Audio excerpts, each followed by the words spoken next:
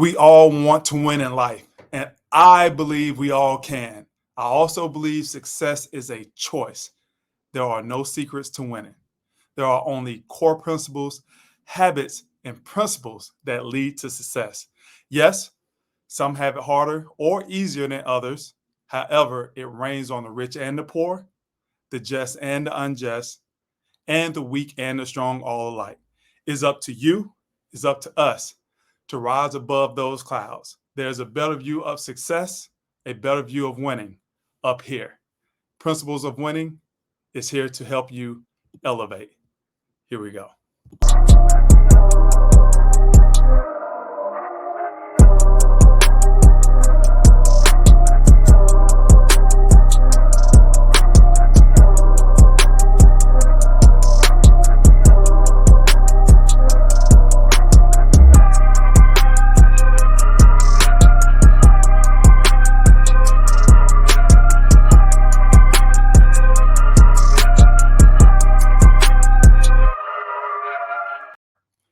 Welcome in. I'm Desmond Clark, the host of Principles of Winning, where we interview highly successful entrepreneurs, executives like the one we have on today, athletes, politicians, and entertainers to discern the principles and discipline that they apply in their personal and professional lives to create mountains of success they've experienced so we too can continue to develop our personal and professional success playbooks for our own lives. Before we get into this week's guest, I want to just give a thank you to Andrew Ferrant, who is the Chief Marketing Officer of Global Jet Capital, for coming on last week and opening up about his core beliefs and the principles that have made him successful. If you did not see that episode, you got to go back and check it out. This episode of Principles of Winning is brought to you by Des Clark Speaks. Des Clark Speaks is your preferred keynote speaker and corporate team development specialist. We help executives like you, executive team leaders like you, create pinnacle team success by establishing principles of winning. If you want to learn more about how we help executive leaders like you build championship level corporate teams, go to www.desclarkspeaks.com for more information and sign up for our free executive roundtable. Now let's get to business. Today, our guest is Anil Rege. He is a dynamic and trusted. I love that word, trusted. You know how I believe trust is the ultimate, is the foundation of everything. But he is a dynamic and trusted Fortune 500 marketing expert, leveraging extensive North America and global experience in the CPG and the fintech industries, working with and for companies like Nestle and Procter & Gamble. For the last 3 years, he was the CMO at a Canadian fintech firm and is now in the same role at a health tech startup. Anil is also an adjunct professor at multiple universities in Toronto, and we're going to jump right into that one. Anil is also known for developing, empowering, and cultivating high-performing teams through thoughtful succession planning, mentorship, and coaching. And I love this one. In his spare time, Anil, he loves to watch NFL football. So without further ado, let's bring on Anil. How you doing, Anil? I'm good, Desmond. I'm good. Thank you for that great introduction. Appreciate it.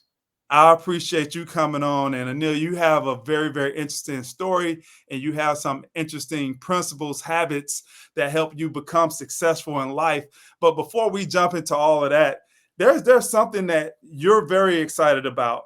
And you say, hey, teaching has been a passion of yours. And I'm reading this from what you sent to me. Teaching has been a passion of yours in a way to give back to students Mhm. and newcomers to the country. And I'm assuming you're talking about, either Canada or United States. Correct. So this year you decided to expand your teaching engagements, and this semester started teaching at Seneca Polytechnic and Yorkville Universities in Toronto. Tell me why that is such a passion for you. Yeah. Firstly, thank you, and thank you to your viewers as well, Desmond. For me, my life journey has been through various different countries, 4 different countries, as well as three different continents. Born in India, moved to the U.S., worked in the middle in Oman in the Middle East as well, and then moved to the U.S. to do my MBA. Worked there for about 10 years overall, and then moved here to Canada in Toronto. So it's been over the last 20-25 years, a great journey overall. And one of the things that I have noticed, and a lot of people move from various different places, and a lot of people come here looking for better opportunities, North America, be it Canada or the US. And most of the students who come in, they're not just looking for just education, but they're also looking for a new life. They're also looking for a new way of thinking, a new way of living, and the understanding that when you go to school, it's not just what you get from the books. It's also trying to understand how you can develop yourself, how you can settle here or find a way to be successful in this country, in this new environment. And Hmm. I'm passionate about it, and hopefully I can teach or I can give back through my experience, because I've been through that experience myself, a little bit to the students who are coming in and help them succeed in their careers and their life. Now, most people, they don't have a chance to go to different countries. Like the country that you're born in is probably the only country that you're going to see for probably 99% of the citizens in that country. Mhm. So give us your perspective on, you said people want to come here in North America, mainly United States and Canada, for a new life, for a new way of thinking and self-development, new opportunities. What's the difference you see here in North America compared to where you were born, right, in India, and then you also spent some time in the Middle East? What's been the difference in those three different areas that you've seen, that you can give us perspective on? So great point, and great question. One, the when you come, the difference within North America is the opportunity that it provides, and the key differentiation is the kind of people that you meet, the diversity that you have. That's the first big difference that you see. Because if you ask anyone outside of North America, and I ask this to my students as well, let's say someone from India, who are most of the people who are in there when you grow up? They're all Indians. If Indians, you ask yeah. someone from Brazil, who most of the people they move around, Brazilians. From Hmm. China, Chinese. But when you come to North America, look around the room, look at us. In my class, there are people from all over the world, whether it be a melting pot, as they say in the States, the diversity that you have from every walk of life, from every different uh, country that you can have, from every different ethnicity that you can think of. Everyone can be together, and how could they be successful? So you need to have that understanding of understanding diversity, appreciating diversity, as well as thriving in that diversity. And that's something very different that North America teaches you or gives you the opportunity to learn, as opposed to pretty much anywhere else in the world. And with that comes advantages and disadvantages, right? Mhm. If you learn how to navigate that, then you'll do well. But and I'm just talking now in society, you see a whole lot more divisiveness, division amongst different cultures, ways of thinking, religions, Mhm. politics, everything. Right now, you can find where you can divide the lines at. What would Yes. you say are the advantages of being in a diverse culture like North America, United States, and Canada Mhm. specifically? What are those advantages that you could create for yourself as opposed to growing up in a singular type of culture or society?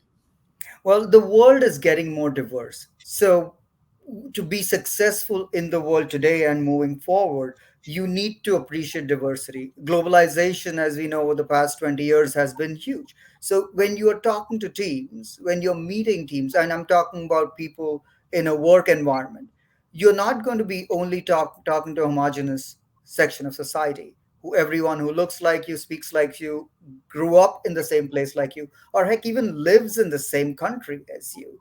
You Mm-hmm. know, as you're talking about, you, teams and some of our teams. you're outsourcing teams from various different cultures, various different countries.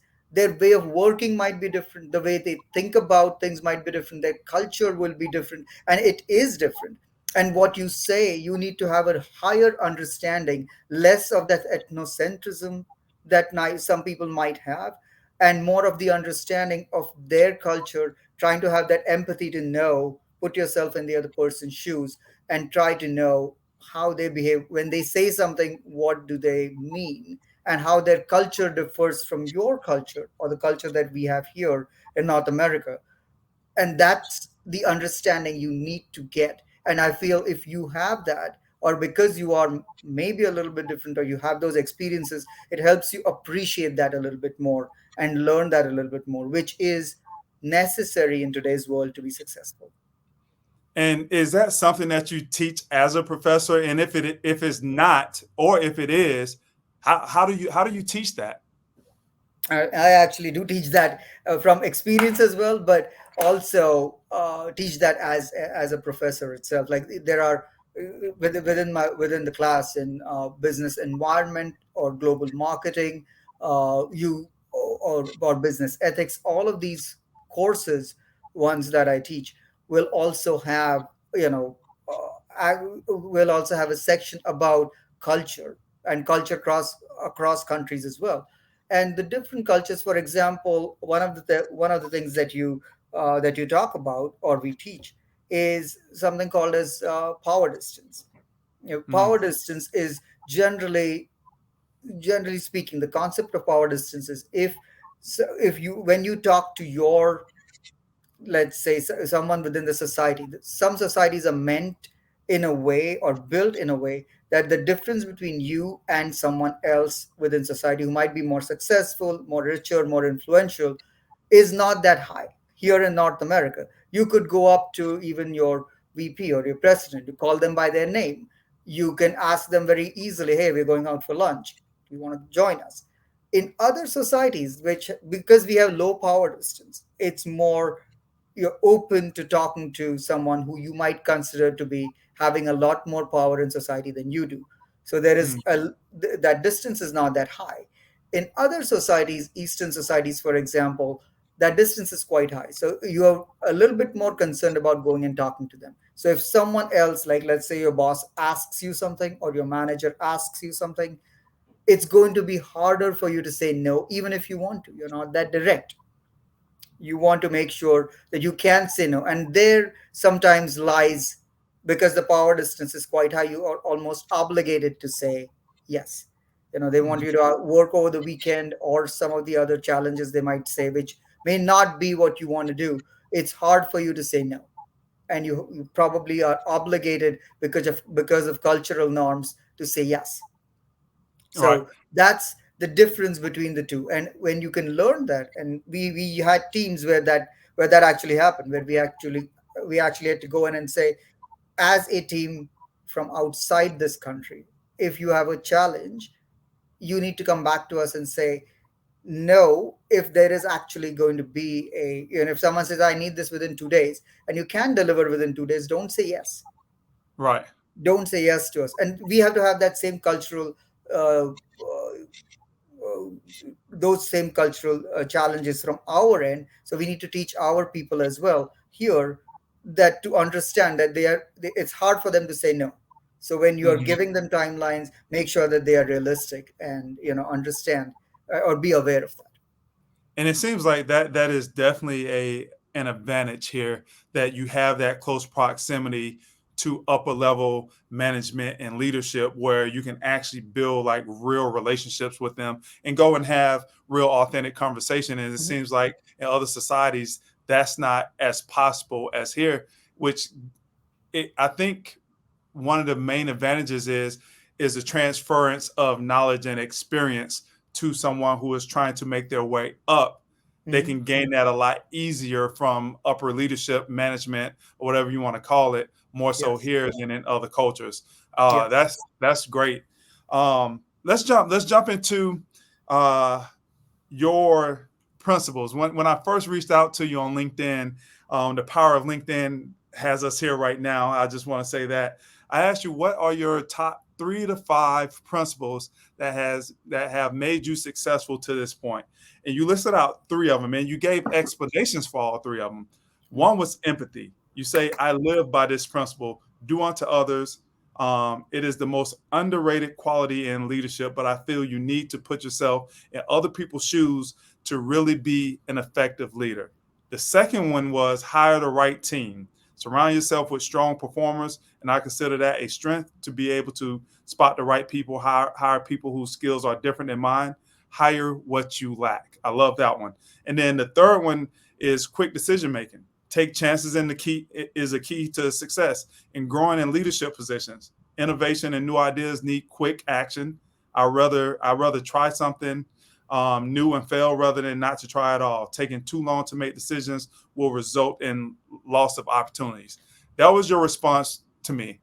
I Hmm. would like to know where the origin of those principles, those habits, those disciplines actually were developed in your life.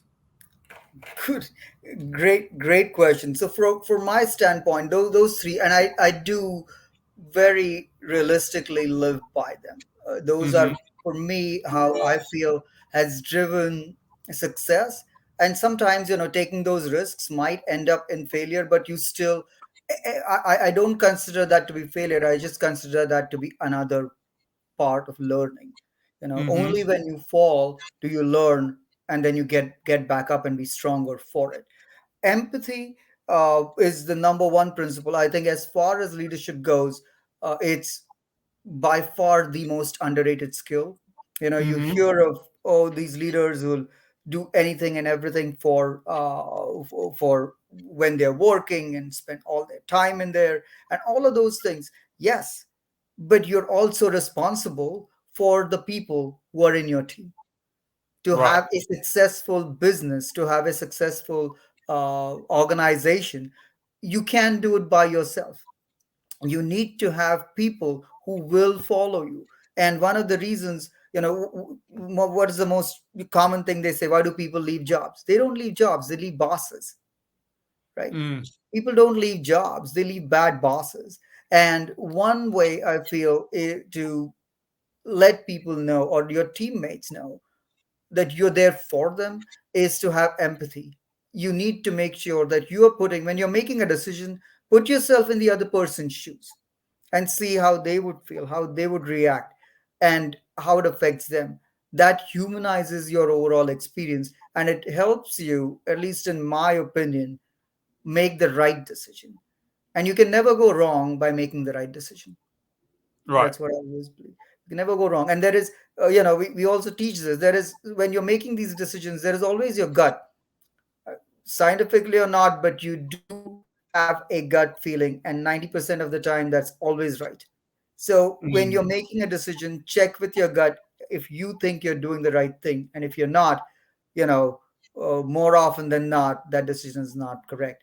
So Only Neil, when you are, let sorry. me ask you this though. Mhm. Yes. But where was that developed? Like how did that come about How did within that you come up? to lead Uh, like that? I think it comes up for me.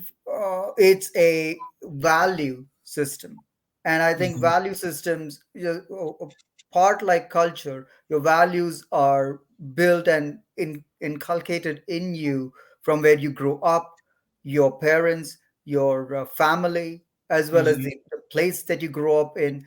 That's where your values come from, and I feel that's from the very start. Those were my values. Maybe it was with my family, and as I grew up and as I started working, not just in India or in the Middle East, but also here in North America, as I graduated from MBA and started working, you always feel and have some of those challenges, especially as a new immigrant coming in and trying to build a life in the US, for example.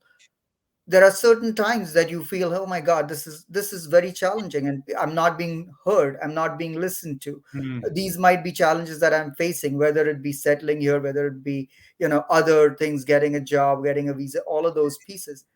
And you always feel, hey, you don't understand how it is for me. It's not as simple. It's not a straight line for me. For me, I have to zigzag quite a bit. And the only reason why I have to do it, because I don't have the same opportunities or privilege that you may actually have.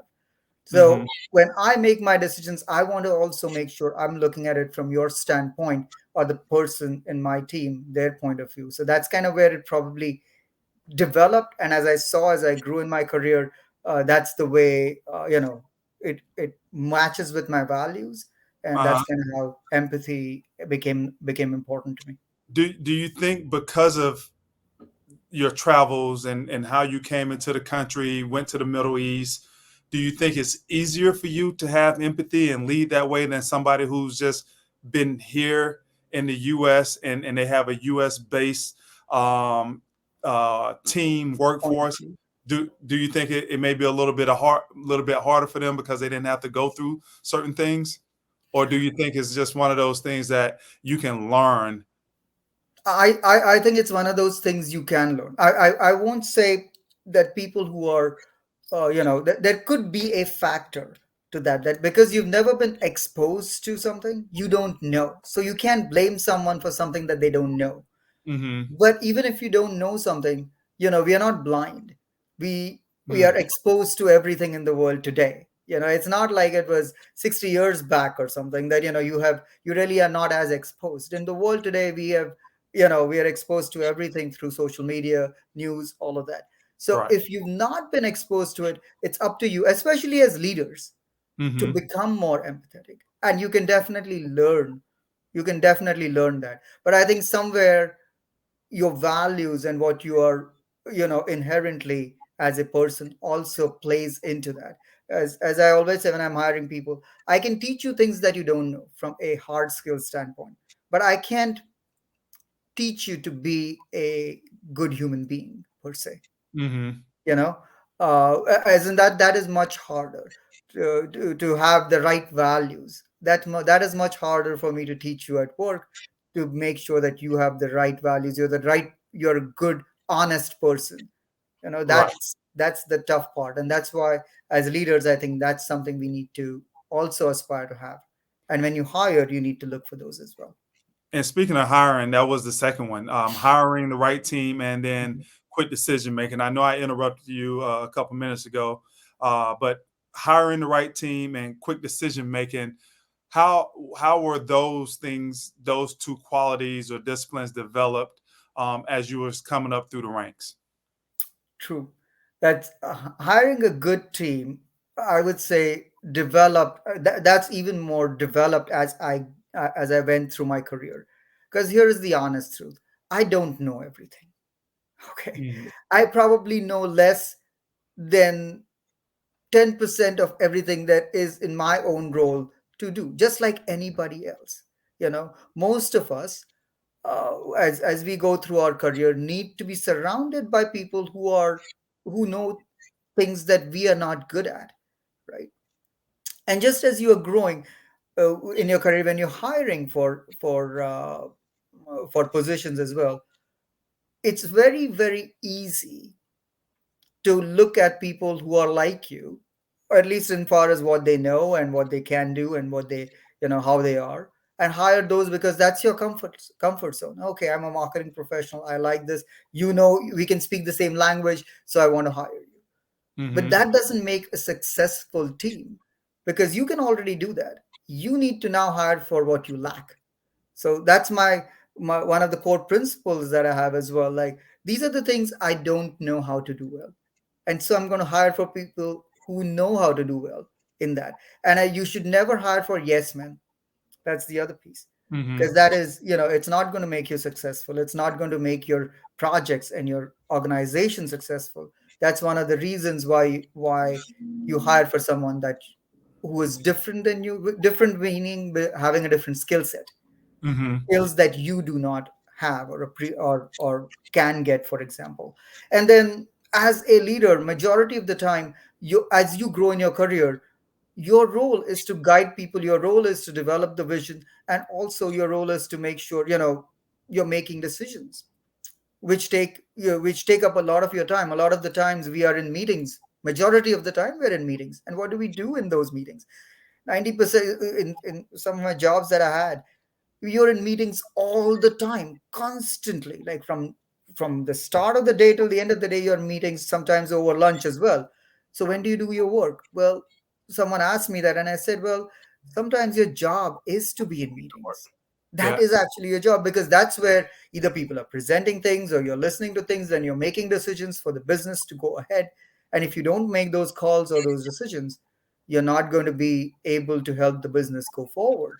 So from that standpoint, you do require people to help the team grow, as well as do a lot of the work to be successful as an overall organization. So hire great people who you can promote, hire great people that you will uh, that that that could replace you as well. Mhm. And that's the point. You have to make sure that you're hiring people that will make you obsolete in your mind. Those will be the great people that you hire. That, hey, I can leave this to my team member and not worry about it. You have to be Something just came confident as to a leader. mind, Anil. Sorry. Is it more important to hire for skill or is it more important to hire for character? I have a very simple answer for that. Hire for character. Why? Skill can be learned. Character Okay. cannot. Character cannot. That's Yes. it's much Skill harder can to. be learned. Character cannot. You know, yes, people might say, oh, I heard someone had a epiphany and changed. Yes, but that's not every day when you see at work the people that you are working with. It could be one in a million kind of examples. But as far as your work is concerned, definitely you need to have the skill set. If someone says, someone is you need someone with a uh, technical background in coding C++, and the person has no idea, then naturally that kind of Right. gets out. But if everything else being equal, I would rather hire someone with less of an actual skill set for the job and really high moral character than the other way around.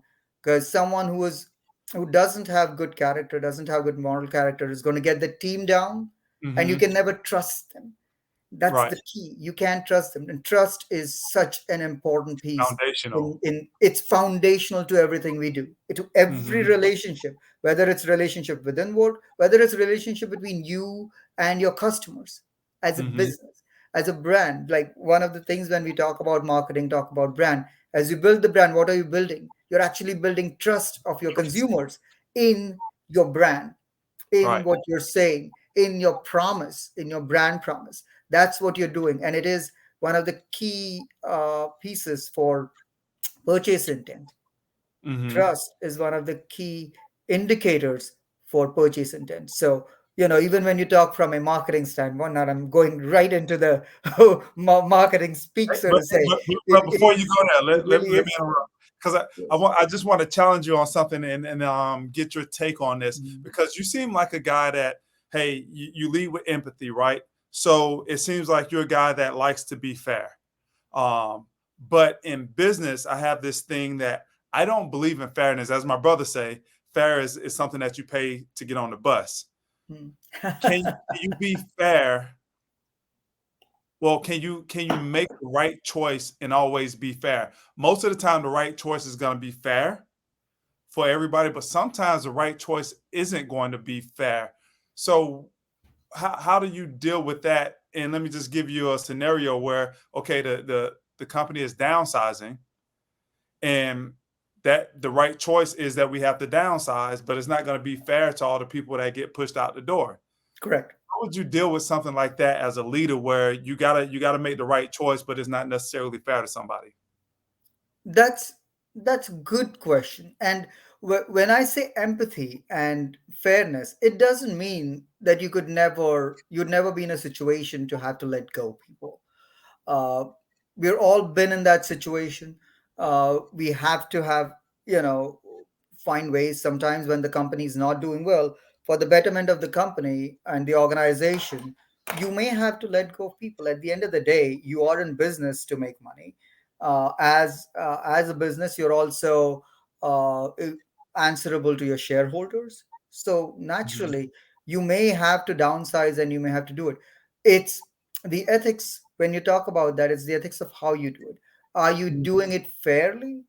Are you doing it because you're keeping someone because they are your friends and the others because you don't like them? Or are you having some proper KPIs that you're using which are fair across the board for everybody? You know, Mm-hmm. are you letting the top management, make millions and millions of dollars and letting go of everybody else? Or so those are the unfair things. What we see in politics today, the whole Wall Street versus Main Street questions and issues, is because we've ethics have failed in that situation.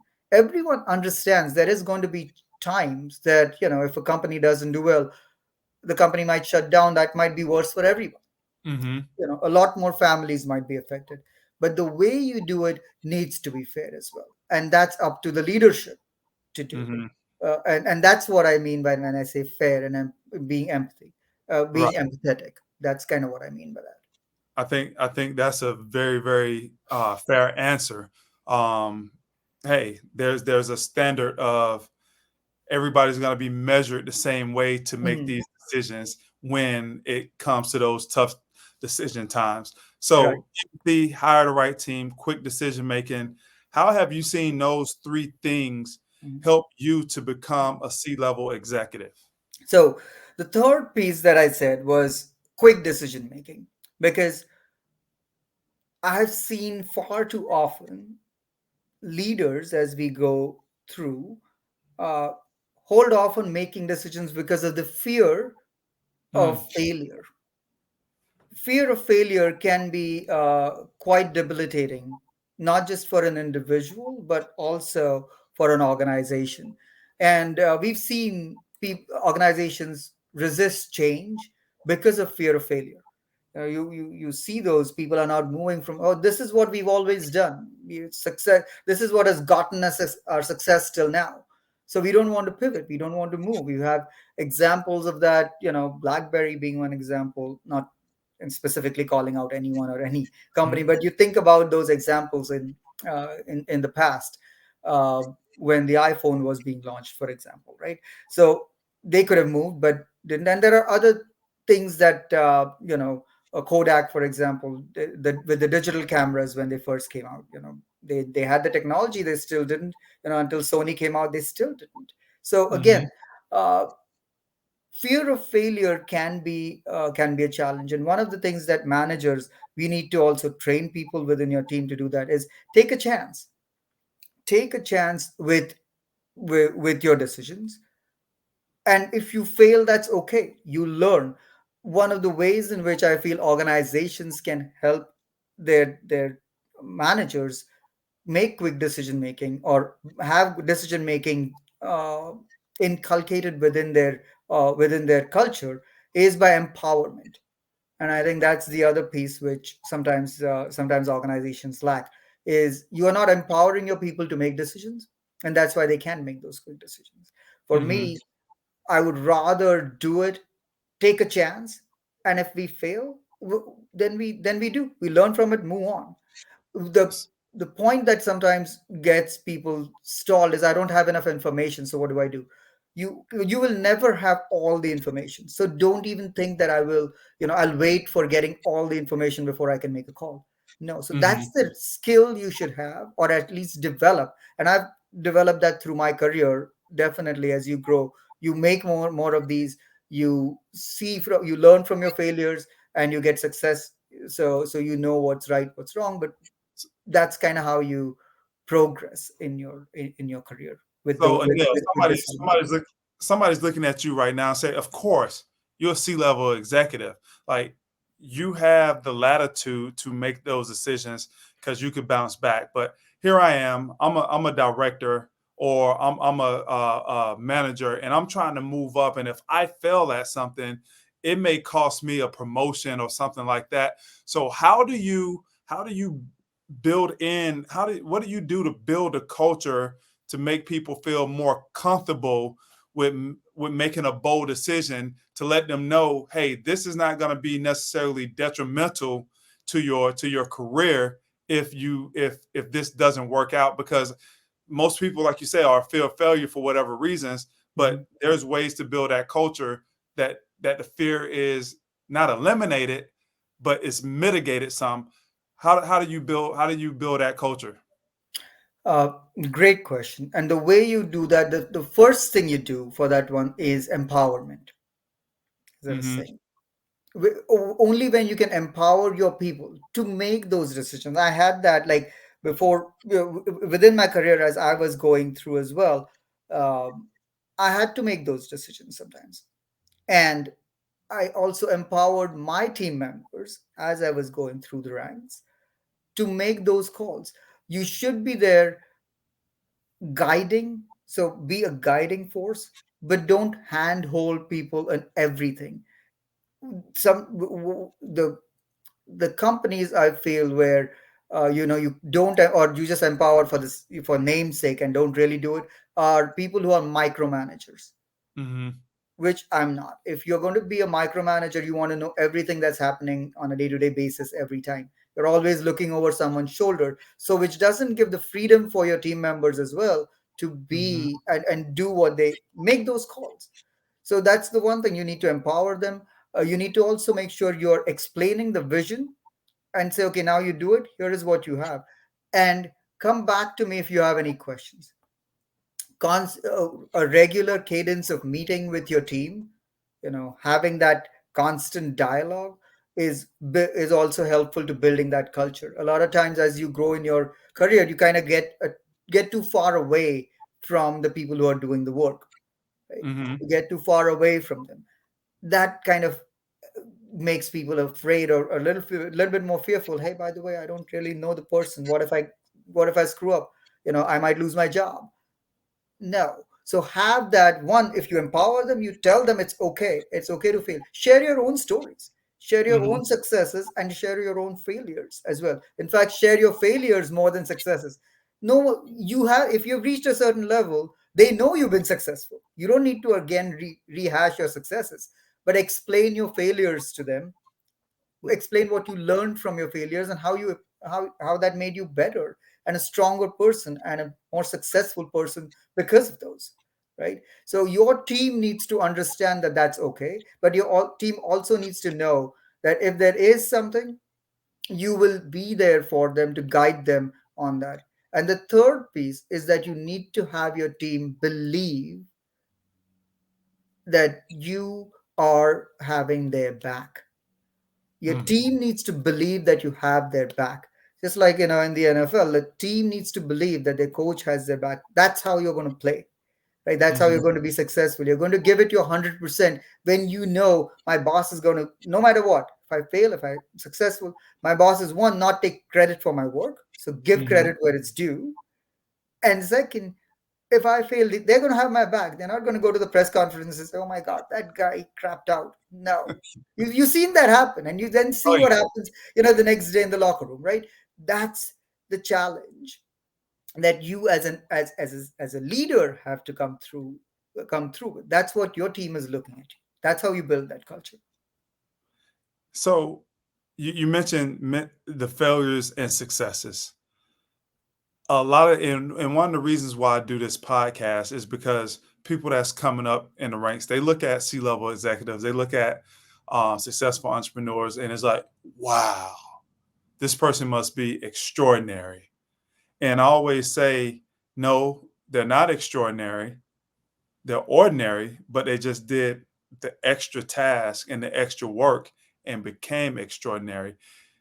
Can you speak on that when you talk about the failures that someone in your position has and debunk the myth of, hey, you got to be extra special to actually come up through the ranks to get to this level of professionalism. Yes. So we in fact, I'll give you an example. When I was going through my starting off, not starting off my career per se, but when I moved, for example, from the US into Canada about 15 years back. So I was there for about 10 years in the States after doing my MBA and then working, and then moving here to Toronto. And then I got my role at Nestle's Purina, Nestle Purina, so the pet care division. And one of the things I was tasked with doing there is a large national campaign. So the first time, and I was super excited about it. It's like, wow, this is awesome. I'm going to do it. I had my team.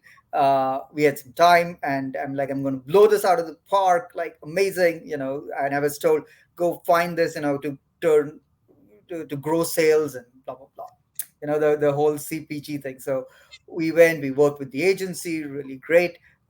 We came up with this great idea and this was a huge idea. So we were going to do this big, huge, major campaign, uh, and the idea was, so you can buy our products and win 30 cars in 30 days. Okay. Right? We had partnered with like Toyota and had a Contra and all of that. And I went in and I presented this to the entire organization. When the sales meeting happens, you have 300 people and you're going in there and you're presenting your plan, and everyone was like clapping and happy, and some of the VPs came in and it's like, this is great plan, congratulations. And I had mentioned this to people as well, like it wasn't blind, right? So I had got approvals for this. So I went in and I was feeling very good about myself. I was like, okay, great. Everyone's like happy with my plan, new company being successful. Well, guess what? After that, about in a month, they came back to me and said the sales team was like, well, this is not really going to work for us for various different reasons. Also, the fact that, it was cars and pet and it doesn't really go together, pet Hmm. food. Plus, the fact is, it's environmentally a little bit not not environmentally positive per se from the amount of carbon footprint you'd have. So, and we were focusing on being more of an environmentally conscious organization. Hmm. It's like, okay, cars don't really go that well with environmental consciousness per se, and that connection has to be there. I said, you know what, this can't work.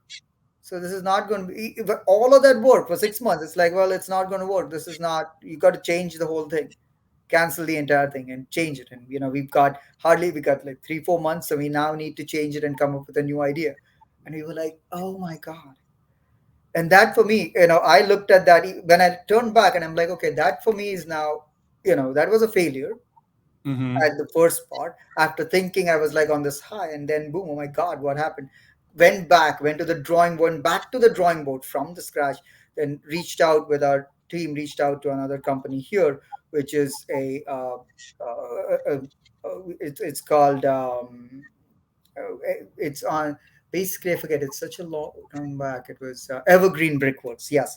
And we worked with them and partnered with them, where we would donate an X amount of money to them every year, and for all of our products that were purchased, and consumers would help in a way to greenerize the country, create green spaces across multiple places in Hmm. Canada if you buy our products.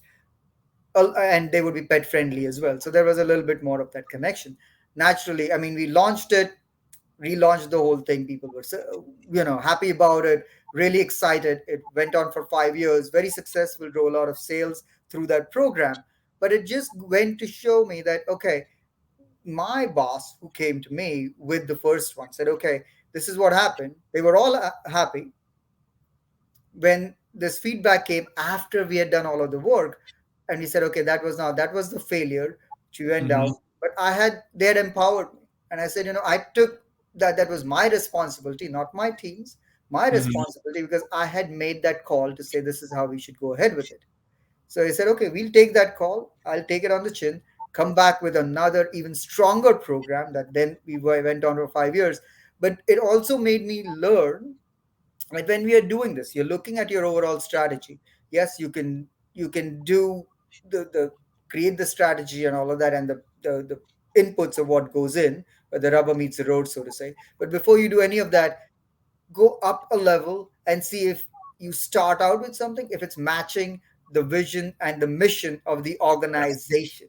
A lot of the times we do the work when you're here, but you don't come back a couple of steps and you say, hey, you know what, does this, it's a great idea, but does it actually match with the vision and the mission of the company? Because this might be a fantastic idea, but it may not be matching with the company, then that won't work. Right. Does it go there? Does it work within our SWOT, does the current conditions of where we are going? So that was my learning to make sure that match happens, because we were so excited with the idea and its potential to drive sales. Naturally, it would have driven tremendous sales, but Right. it didn't kind of go with the match. And then, of course, what we found was even better, and we drove a ton of sales through that as well. But that's kind of how we took. I personally learned from taking that failure, and that's when I said an example of I don't fear that failure. I Hmm. learned from it, and I always tell Hmm. my team members that try it. If it doesn't work, what's the worst that can happen? I have your back. So Right. go ahead and try it. And as you was telling that story, you came to my conclusion that I was learning that, hey, to do something, you got to follow the vision and the mission of the company so it'll work, so everybody can be on board with it. So I'm glad you said that part, because that's what I was getting out of this whole thing. Um, Yes. and I'm gonna get you out of here on this question. I really do appreciate you stopping in, just dropping all this wisdom, all these pieces that you're dropping, all these nuggets. What is the piece of advice, the best piece of advice that you've ever gotten, and what piece of advice would you give someone who's trying to come up in the ranks right now in corporate America or corporate North America? What piece of advice would you give them? Mm, One of the things that I feel you should, the advice that I got, and what I believe that for people who are here and they should do, is is an old quote by Benjamin Franklin, you know, one of the founding fathers. By failing to prepare, you're preparing to fail. That is so true. When I hear that, and I say that to my students and people at work as well, is a lot of times we just go in, just rush in, but we do not give enough time to preparation, whether it be in your presentations, whether it be, in any of the projects that you're doing, the work that you want to do. You're not giving enough time to prepare because you don't think it's important enough. It's probably the most important P of all of the P's. In marketing, we've got 4 P's, 5 P's, 7 P's, all these P's. The one P that is missing in there is preparation. And so that code, by failing to prepare, you're preparing to fail, is probably as true now, even more true now than it was all those years back that Benjamin Franklin said this. And what I would ask or tell people how to succeed, especially here in North America, is follow your passion. And because if you do something you love, it's less of work. It feels less like work. And if you Hmm. can do something, like I understand not everyone, if I want to, if I passionately love tennis and may not be number one in the world kind of thing, and may not have that as my career, but no matter what you do, be passionate about it. So as you're choosing your careers, which path you want to go for, you know go for a path that you are actually really passionate about. One of the things I pivoted a little bit to teaching as well, and helping people, teaching, uh, is I'm very passionate about it. So it makes you a lot more uh, involved in what you're doing, as Hmm. well as it feels less of a burden or mental burden, because physical you still have to put the time and the effort and the energy, but it feels less of a mental burden in what you want to do. So that's something I would highly recommend, if you have an option to do it that way, to go about doing it. you know Hey, so that's what I would say. this piece of advice is to be prepared, and the advice that you're going to give is to have passion.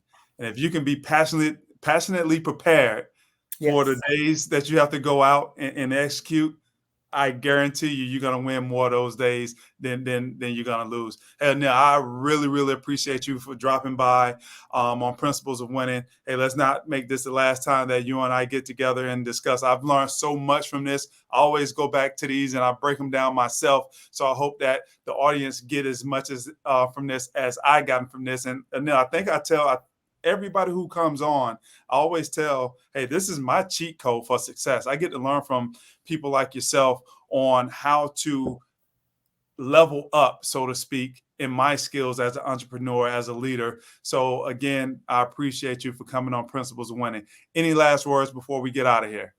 Thank you so much. I really appreciate you calling me on and enjoy talking to you. Definitely wouldn't be the last time.